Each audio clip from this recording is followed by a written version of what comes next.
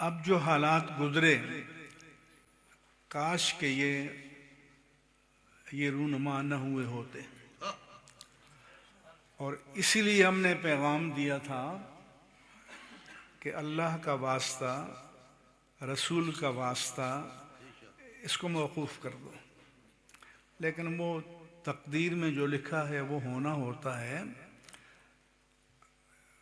اس کے follow up کے طور پر 300 سے زیادہ مدارس اور مساجد کو انہوں نے یا تو ٹیک اوور کر لیا یا سیل کر دیا۔ تو ایک مدرسہ گورنمنٹ ٹیک اوور کر لے یا سیل کر لے تو چھڑانا مشکل ہوتا ہے۔ تو یہ ہم فقیروں نے 300 مدارس چھڑائے ہیں۔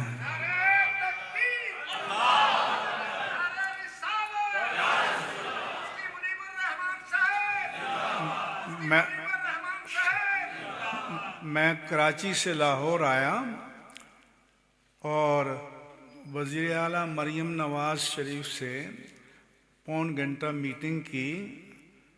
میں نے کہا اگر آپ ہماری مدارس پر ہاتھ ڈالیں گے، مساجد پر ڈالیں گے تو یہ تنظیم کے خلاف ایکشن نہیں ہوگا، یہ بڑے پیمانے پر اہل سنت کے خلاف کریک ڈاؤن سمجھا جائے گا، اور اس کی قیمت بھی آپ کو چکانی پڑے گی۔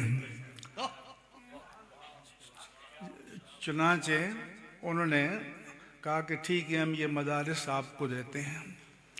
میں نے کہا ٹھیک ہے ہم اس کو لیتے ہیں، کیونکہ آپ اندازہ لگائیں کہ بھئی 300 مدارس والے جنہوں نے زندگی کی محنتیں کر کے ادارے قائم کیے ہیں، ان کو اچانک آپ فٹ پاتھ پہ کھڑا کر دیں۔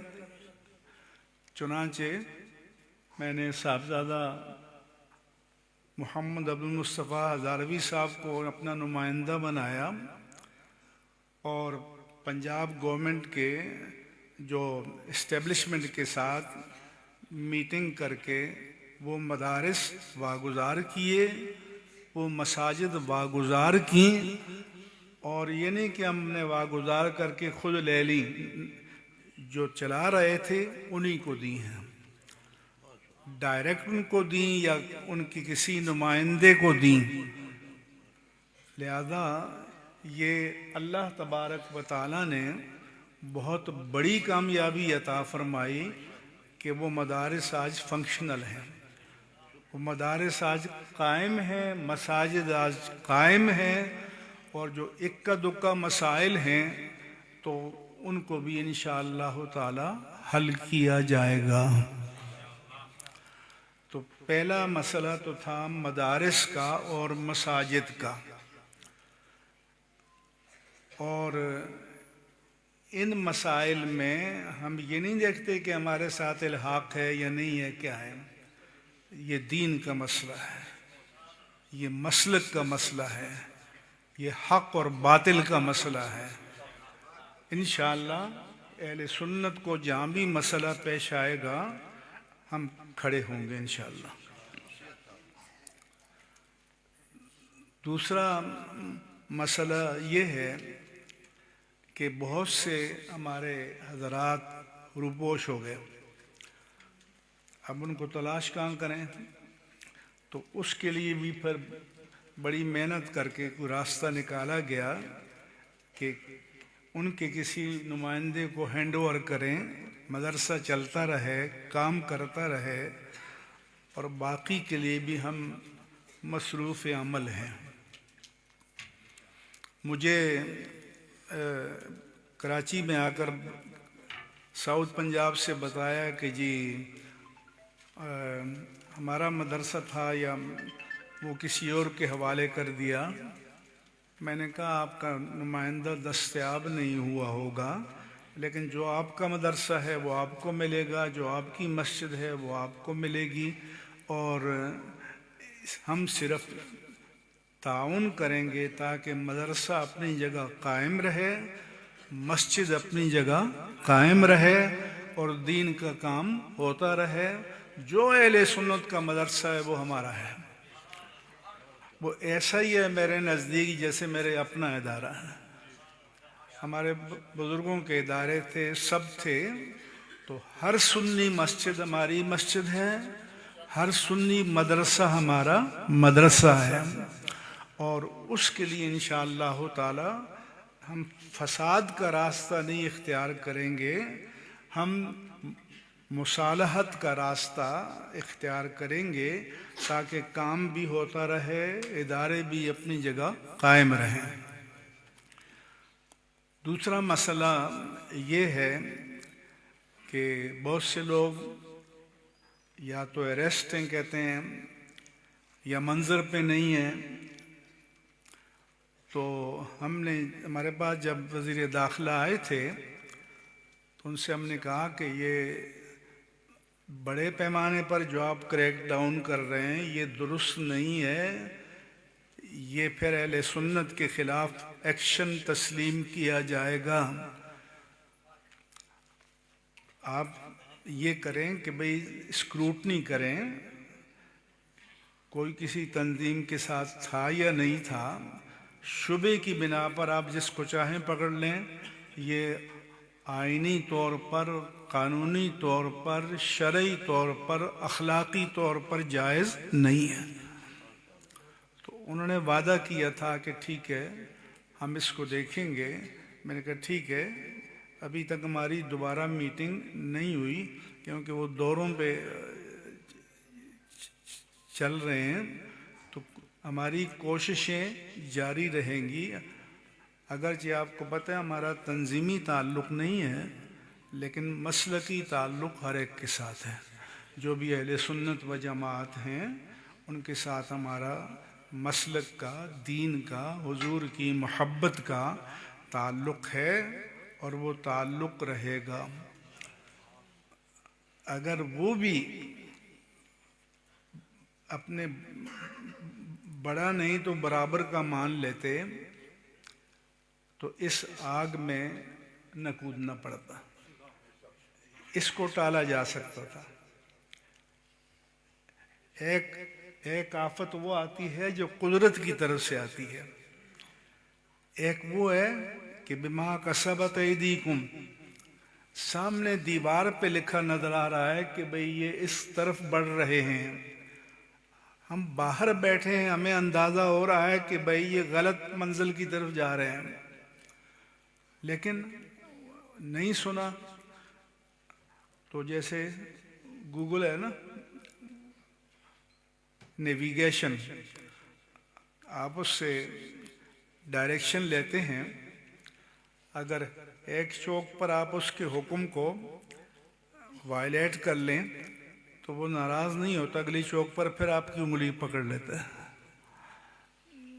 اسی طرح سے ہمارا کام ہے، ہم میں سے ہر ایک کا کام ہے کہ جہاں کسی کی مدد کر سکتا ہو مدد کرنی چاہیے، اور یہ کسی پر احسان نہیں ہے، جو ہمارے بس میں ممکن ہوگا وہ ہم کریں گے، کوشش کریں گے، لیکن یہ سارے کام کھڑے کھڑے نہیں ہوتے، سب کام حکمت کے ساتھ، دانش کے ساتھ۔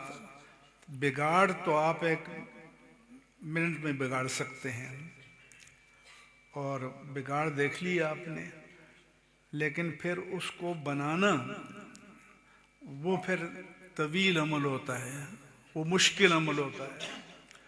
تو ایک تو میرا یہ ہے کہ کوئی بزرگ، کوئی بڑا یا چلو چھوٹا ہی سمجھ لو، جو آپ کو کوئی اچھا مشورہ دے تو اس کو مانو، اس کو سنو، توجہ دو۔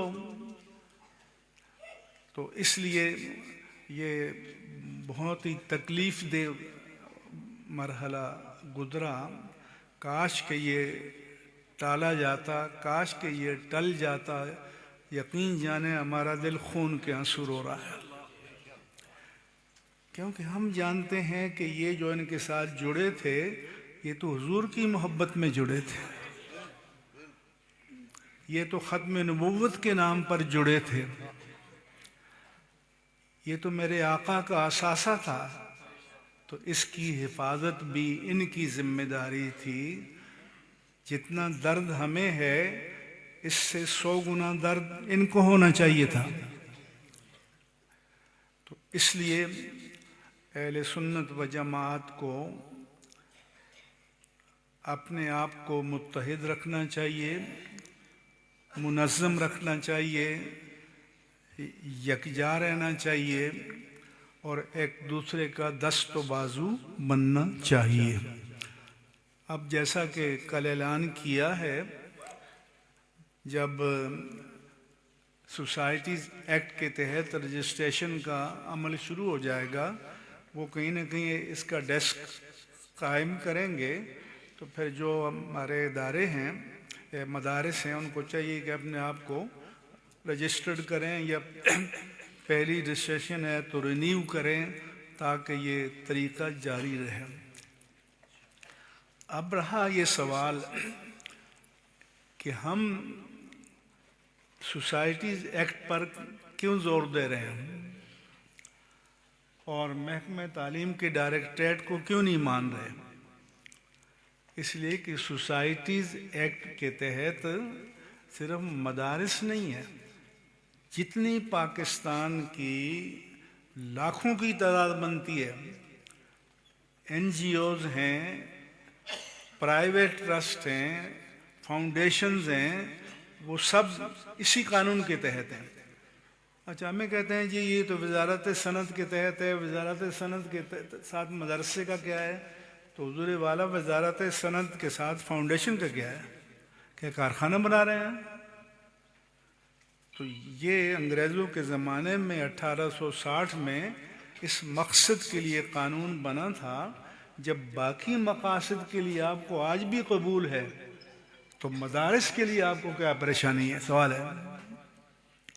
لہذا اپنے حق کے لیے ہم آواز بھی بلند کریں گے، ہم مزاحمت بھی کریں گے، ہم اپنی بات کو سمجھانے کی کوشش کریں گے کہ آپ ایشو کو سمجھیں، مسئلے کو سمجھیں۔ کیوں کہ جب ایک مرتبہ آپ سوسائٹیز ایکٹ کے تحت رجسٹرڈ ہو گئے، تو اب آپ انڈیپینڈنٹ ہیں، آپ کی اپنی باڈی ہے، آپ کے اپنے بائی لاز ہیں، آپ کے اپنے قواعد و ضوابط ہیں، آپ نے ان کے تحت چلانا ہے۔ آپ گورنمنٹ اینٹیٹی نہیں ہیں، آپ ایک پرائیویٹ باڈی ہیں جو قانون کے تحت ہے، قانون سے ماوراء نہیں ہے۔ تو ہم نہیں چاہتے کہ کوئی ڈائریکٹریٹ آ کر ہم پر اختیار چلائے، کہ ایک دن سپاہی بھیج دیا تھانے سے، دوسرے دن سی آئی اے سے، تیسرے دن سی ٹی ڈی سے، چوتھے دن فلاں سے۔ تو اس لیے جب ہم کوئی فیصلہ کرتے ہیں تو اس کے تمام ممکنات پر غور کرتے ہیں کہ ہمارے مفادات کا تحفظ، آزادی کا تحفظ کس میں ہو سکتا ہے۔ تو انشاءاللہ تعالی ہم جو اللہ پاک نے بصیرت دی ہے، جو سمجھ دی ہے، اس کے مطابق دینی مدارس و جامعات اور مساجد کی حفاظت کرنا یہ ہماری ذمہ داری ہے۔ اب حکمرانوں کی کیا بات ہے؟ مثلا وزیر صاحب کو خیال آیا کہ یہ نماز کا ایک وقت ہونا چاہیے۔ بھئی شریعت نے تو مطالبہ نہیں کیا، شریعت میں تو وقت ظرف ہے، تو ظرف کے اندر مظروف کو جب چاہیں آپ ادا کر دیں۔ تو جب نماز کے اوقات میں شریعت نے توسع رکھی ہے تو آپ کون ہوتے ہیں؟ یہ پابندی لگانے کی کیا ضرورت ہے؟ مثلا کسی مسجد میں 1 بجے جمعہ ہوتا ہے، جو جلدی پڑھتا ہے وہاں جا کے پڑھ لے گا، جو اس سے سست ہے وہ 1:30 بجے جا کے پڑھ لے گا، جو اس سے سست ہے وہ 2 بجے جا کے پڑھ لے گا، جو اس سے سست ہے وہ 2:30 بجے پڑھ لے گا۔ شریعت میں سارے کی ساری نمازیں جائز ہیں اور کراہت سے پاک ہیں۔ لہذا آپ سلطان معظم نہیں ہیں، یہ بادشاہوں کے شوق ہوتے ہیں۔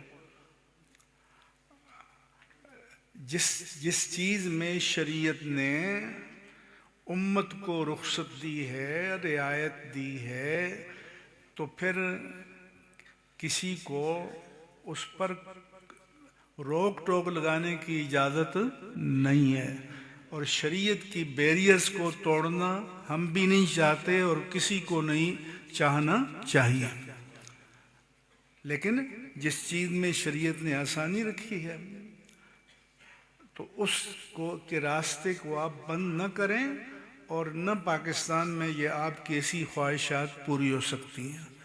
پچھلے دور میں یہ حضرت کوشش کرتے رہے، اس لیے ہمارا جو دفتر ہے علامہ صاحبزادہ عبدالمصطفیٰ ہزاروی ہیں، اور یہ جو لاہور کی انتظامیہ ہے، ہوم سیکرٹری ہے، چیف سیکرٹری ہیں، ایڈیشنل چیف سیکرٹری ہیں، ان کے ذمہ داران ہیں، ان کے ساتھ میٹنگز ہوتی رہتی ہیں۔ اللہ کی مدد سے، اللہ کے فضل سے، اللہ کے حبیب کریم کے وسیلہ جلیلہ سے بہت سے مسائل حل ہو گئے ہیں، اور باقی بھی انشاءاللہ تعالی حل ہوتے رہیں گے، اور جو ہماری بساط میں ہے، جو ہمارے بس میں ہے، جو ہماری طاقت میں ہے، انشاءاللہ تعالی وہ کوشش کرتے رہیں گے، اور ایک دوسرے کے ساتھ بھی رابطے میں رہنا چاہیے۔ اور یہ مدارس مال غنیمت نہیں ہے کہ کوئی ایک بھائی مشکل میں آ گیا ہے تو دوسرا سمجھے کہ میں جا کے بیٹھ جاؤں، تو ایسی ہماری خواہش نہیں ہے۔ جس نے جو مدرسہ بنایا اس کا حق ہے کہ اس کو چلائے، اور جس نے مسجد بنائی ہے اس کا حق ہے کہ اس کو چلائے۔ اس لیے فقہاء نے کہا ہے کہ شرط الواقف کا نص الشارع، کہ واقف کی شرط کا وہی مقام ہے جو نص شارع کا ہوتا ہے، لہذا واقف کو حق ہوتا ہے کہ اپنے اوقاف کے لیے حدود و قیود اور شرائط کا تعین کرے۔ صرف یہ ہے کہ جو پیمان باندھے اس کو توڑے دے، خلاف ورزی نہ کرے، قانون کی پابندی کرے۔ ہمیں اس پر عمل کرنا چاہیے۔ آپ حضرات کا بہت بہت شکریہ، ہمارے اکابر، ہمارے بزرگ تشریف فرما ہوئے، ان کی برکات ہمیں حاصل ہیں، اور تھوڑا سا مشکل میں سے ان کو بھی گزرنا پڑا، لیکن اللہ پاک نے کرم فرمایا ہے، اور انشاءاللہ تعالی ہم آپس میں رابطے میں رہیں گے، اور اللہ تعالیٰ مشکلات کو آسان فرمانے والا ہے۔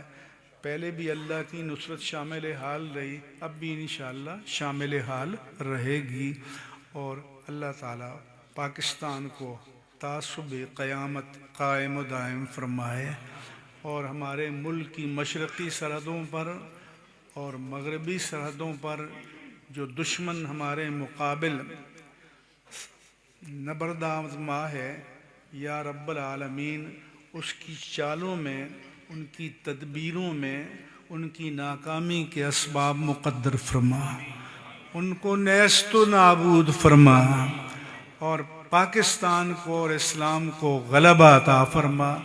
وما علیہ الا البلاغ المبین۔ شکریہ۔